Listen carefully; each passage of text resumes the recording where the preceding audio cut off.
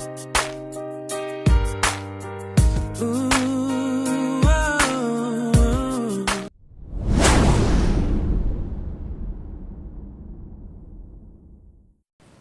รหายใจเทียมความหมายแม่นการเฮ็ดให้อากาศเข้าและออกจากปอดของคนเจ็บผู้ที่บ่หายใจวิธีเฮ็ดการหายใจเทียมมี4วิธีคือ 1. วิธีปากจุปากถ้าในปากคนเจ็บมีน้ำหรือห้างต้องทำความสะอาดปากนั้นก่อนเอาคนเจ็บนอนหงายนึกคอคนเจ็บไปทางหลังงะคางออกให้อาบพอสมควรมือ2 นิ้วบีบดังคนเจ็บไว้เฮาเองหันใจเอาอากาศเข้าปอดแห้งๆแล้วสูบเอาอากาศออกจากปอดของคนเจ็บแห้งๆเฮ็ดอยู่ดังนี้ให้ได้14-16 เทื่อต่อนาที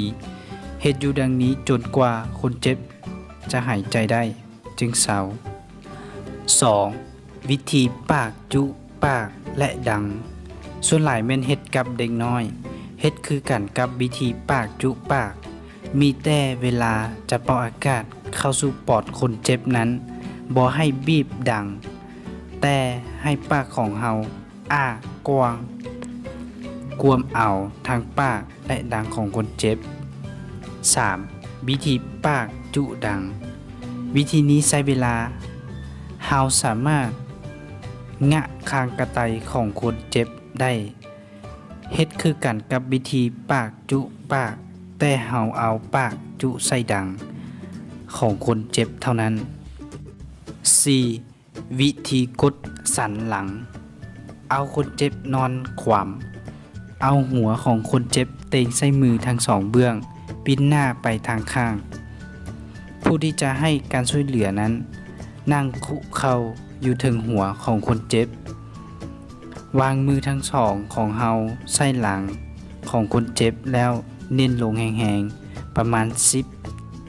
10-12 กิโลกรัมสำหรับผู้ใหญ่4-5 กิโลกรัมสำหรับเด็กน้อยคมวางๆเพื่อเฮ็ดให้อากาศออกจากปอดของคนเจ็บ 4. จับแขนศอกของคนเจ็บทั้งสองเบื้องแล้วดึงงับเข้าใส่กันแห้งๆแล้ววางลงแล้วงับเข้าวางลงเรื่อยๆเฮ็ดดังนี้ให้ได้12 เทื่อต่อนาทีเฮ็ดให้อากาศ